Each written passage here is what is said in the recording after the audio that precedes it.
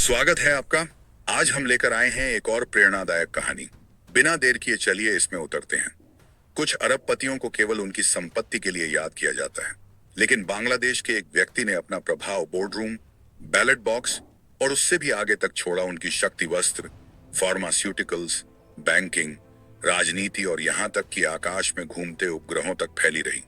फिर भी उनकी यात्रा की शुरुआत ऊंची पूंजी से नहीं, बल्कि किसी बहुमूल्य चीज के अचानक खो जाने से हुई। सलमान फजलुर रहमान का जन्म 23 मई 1951 को ढाका जिले के दोहर में एक सम्मानित बंगाली मुस्लिम परिवार में हुआ। उनके पिता फजलुर रहमान पाकिस्तान में राज्य मंत्री थे और उनकी मां सैयदा फातिना रहमान वे मूल्य संजोए हुए थीं जिन्होंने आगे चलकर उन्हें मार्गदर्शन दिया। ढाका के नोट्रे डेम कॉलेज से लेकर पहले ढाका विश्वविद्यालय और बाद में कराची विश्वविद्यालय में भौतिकी की पढ़ाई तक सलमान अपने साथ जिज्ञासा और प्रेरणा लिए हुए चले, जो अकादमिक सीमाओं से बहुत आगे तक फैली थी। 1966 में अपने बड़े भाई सुहेल फसीहुर रहमान के साथ उन्होंने पहली बार व्यापार में कदम रखा। उन्होंने परिवार की एक जूट मिल का संचालन शुरू किया, लेकिन 1972 में नए बने बांग्लादेश सरकार ने उद्योगों का राष्ट्रीयकरण कर दिया और उनकी फैक्ट्री छीन ली। दोनों भाई युवा लेकिन दृढ़ संकल्पी हार मानने को तैयार नहीं थे।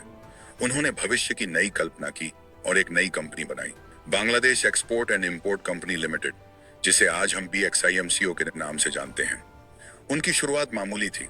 उन्होंने समुद्री खाद्य और पिसी हुई हड्डियां यूरोप को निर्यात की और बदले में जीवन रक्षक दवाएं आयात की। लेकिन वह छोटा सा आरंभ बाद में बांग्लादेश का सबसे उल्लेखनीय कॉरपोरेट साम्राज्य बन गया। दशकों में BXIMCO ने अर्थव्यवस्था के लगभग हर क्षेत्र में अपनी पहुंच बढ़ाई। यह देश का सबसे बड़ा निजी नियोक्ता बन गया, जिसकी छत्र छाया में वैश्विक स्तर पर 70,000 से अधिक लोग काम करने लगे। बेक्सटेक्स, जो दक्षिण एशिया की सबसे बड़ी वर्टिकली इंटीग्रेटेड वस्त्र और परिधान निर्माण कंपनी है, से लेकर शाइनेपुकुर सेरामिक्स और बेक्सिमको फार्मास्यूटिकल्स तक, यह समूह आधुनिकीकरण और महत्वाकांक्षा का प्रतीक बन गया।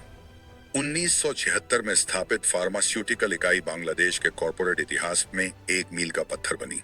यह सिर्फ एक स्थानीय कंपनी नहीं थी, यह लंदन के alternative investment market award AIM में सूचीबद्ध होने वाली पहली बांग्लादेशी कंपनी बनी और कनाडा को दवाएं निर्यात करने वाली भी पहली। वर्षों में इसे USFDA जैसे सख्त अंतरराष्ट्रीय नियामकों की मंजूरी मिली, जिसने बांग्लादेशी दवाओं को वैश्विक बाजारों तक गर्व के साथ पहुंचाया। नवाचार लगातार जारी रहा। आकाश डिजिटल टीवी के माध्यम से BXIMCO ने बांग्लादेश को उसका पहला direct to home satellite service दी, जिसे देश के अपने बांगाबंधु सैटेलाइट 1 ने संचालित किया। समूह ने नवीकरणीय ऊर्जा में भी निवेश किया और बांग्लादेश का सबसे बड़ा सौर ऊर्जा संयंत्र शुरू किया। वित्त के क्षेत्र में भी अग्रणी रहते हुए BXIMCO ने 2021 में 3,000 करोड़ टका का सुकूक बांड पेश किया, यह दिखाते हुए कि घरेलू पूंजी बाजारों को वैश्विक मानकों से आकार देने का उनका विश्वास अटूट था। लेकिन सलमान की व्यावसायिक सूझबूझ की कहानी केवल फैक्ट्रियों और निर्यातों तक सीमित नहीं रही। 1982 में भाइयों ने दुबई आधारित गलादरी ब्रदर्स के साथ साझेदारी कर बांग्लादेश का पहला निजी बैंक AB बैंक शुरू किया। हालांकि रहमान ने 1985 में अपनी हिस्सेदारी बेच दी, लेकिन बाद में उन्होंने IFIC बैंक का 30% अधिग्रहण किया, जहां वे 2010 में चेयरमैन बने और 2016 में पुनः निर्वाचित हुए। बैंकिंग में उनकी स्थिर भूमिका ने वित्त में उनके गहरे प्रभाव को दर्शाया। इसी बीच BXIMCO की मीडिया वेंचर्स ने सलमान को शक्ति का एक और आयाम दिया। वे कभी द इंडिपेंडेंट नामक अंग्रेजी दैनिक के मालिक रहे और आज भी इंडिपेंडेंट टेलीविजन से जुड़े हुए हैं। टेलीविजन चैनल मालिकों के संगठन ATCO के पूर्व अध्यक्ष के रूप में बांग्लादेश के मीडिया क्षेत्र को आकार देने में उनका प्रभाव निर्विवाद था।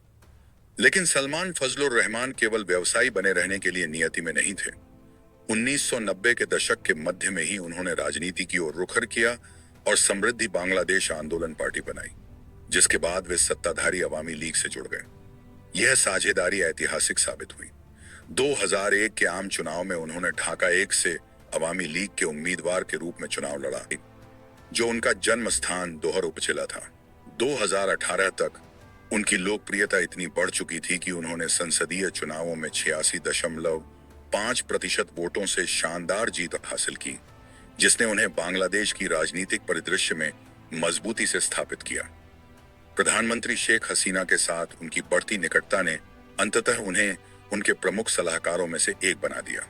2019 से वे निजी उद्योग और निवेश सलाहकार के रूप में कार्यरत हैं, जो अत्यधिक प्रभावशाली भूमिका है। उनका दायित्व प्रतीकात्मक नहीं बल्कि व्यावहारिक था।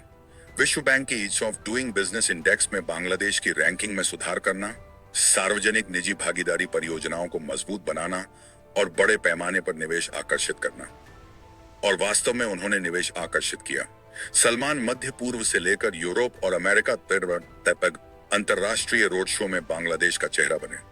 उन्होंने प्रवासी बांग्लादेशियों से स्वास्थ्य, कृषि और शिक्षा के अवसरों का पता लगाने का आग्रह किया, जिससे देश के विकास में प्रवासी धन का प्रवाह हुआ। उन्होंने ब्रिटेन और जापान के अधिकारियों के साथ संवाद किया, जहां परिधान, रिसाइकलिंग और बौद्धिक अवसंरचना जैसे क्षेत्रों पर ध्यान केंद्रित किया। उनकी कूटनीति केवल राजनीति तक सीमित नहीं रही, बल्कि बांग्लादेश को वैश्विक व्यापार नेटवर्क से जोड़ने के बारे में भी थी। फिर भी इस ऊंचाई के नीचे उथल पुथल भी थी। उनके करियर पर विवादों की छाया रही। 2007 में लीक हुई एक अमेरिकी राजनयिक केबल ने उन्हें बांग्लादेश के सबसे बड़े बैंक ऋण चूककर्ताओं में से एक बताया। यह आरोप उनकी प्रतिष्ठा के लिए हानिकारक था। 2006 से 8 की राजनीतिक अशांति के दौरान उन्हें भ्रष्टाचार और धोखाधड़ी के आरोपों में कई बार गिरफ्तार किया गया।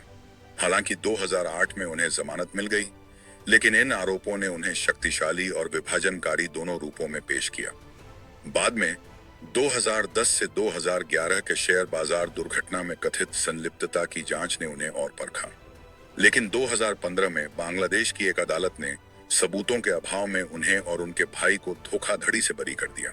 यह एक और परीक्षा थी जिसे उन्होंने पार कर लिया, यह साबित करते हुए कि उनमें वे तूफान झेलने की क्षमता थी जो दूसरों के करियर को खत्म कर सकते थे। चुनौतियों के बावजूद सलमान ने federation of Bangladesh chambers of commerce and industry (FBCCI), Bangladesh enterprise institute, securities commission और ढाका स्टॉक एक्सचेंज जैसे संगठनों में नेतृत्व की पकड़ कभी नहीं छोड़ी। उनकी भागीदारी ऊर्जा, मीडिया और यहां तक कि खेलों तक फैली रही, जहां उन्होंने अबाहानी लिमिटेड ढाका, देश के सबसे प्रसिद्ध खेल क्लबों में से एक, के संचालन की देखरेख की। सलमान के लिए व्यापार, राजनीति और परिवार एक ही ताने बाने के धागे बन गए। उन्होंने सैयदा रूबाबा रहमान से विवाह किया, जिनसे उनका एक पुत्र है अहमद शयान फजलुर रहमान, जो अब BXIMCO में पारिवारिक व्यावसायिक विरासत को आगे बढ़ा रहे हैं। दोहर उनके पूर्वजों की मिट्टी उनकी पहचान के केंद्र में बनी हुई है, जो अन्यथा वैश्विक स्तर के करियर को जमीन से जोड़े रखती है। यहां तक कि विवाद भी उनकी उपलब्धियों को दफन नहीं कर सके। 2017 में वैश्विक मान्यता तब आई जब उन्हें हुरुन ग्लोबल की अरबपति सूची में भी 1685वें स्थान पर रखा गया। ढाका के उस लड़के के लिए प्रतीकात्मक लेकिन महत्वपूर्ण मान्यता, जिसने हार को साम्राज्य में बदला। सलमान फजलुर रहमान की कहानी विरोधाभासों की है। विवाद और दृढ़ता, संपत्ति और सेवा, व्यक्तिगत हानि और राष्ट्रीय लाभ। वे BXIMCO के निर्माता हैं। वह वस्त्र दिग्गज जो दुनिया को परिधान पहनाता है। वह उद्यमी जिन्होंने बांग्लादेश के फार्मास्यूटिकल निर्यात की नींव रखी। वह राजनेता जिन्हें भारी मतों से जीत मिली, और वह सलाहकार जो आर्थिक नीति आकार देते हैं। प्रशंसा और आलोचना दोनों पाने वाले, सम्मानित और प्रश्नों में घिरे, उनकी कहानी बांग्लादेश की सबसे आकर्षक आधुनिक विरासतों में से एक बनी हुई है। और फिर भी शायद उनके बारे में सबसे दिलचस्प बात यह है, 1972 में राष्ट्रीयकृत हुई एक अकेली फैक्ट्री जो उनसे छिन गई थी, ने वह आग जलाई जिसने ऐसा साम्राज्य खड़ा किया जिसे कोई सरकार फिर कभी छीन नहीं सकी।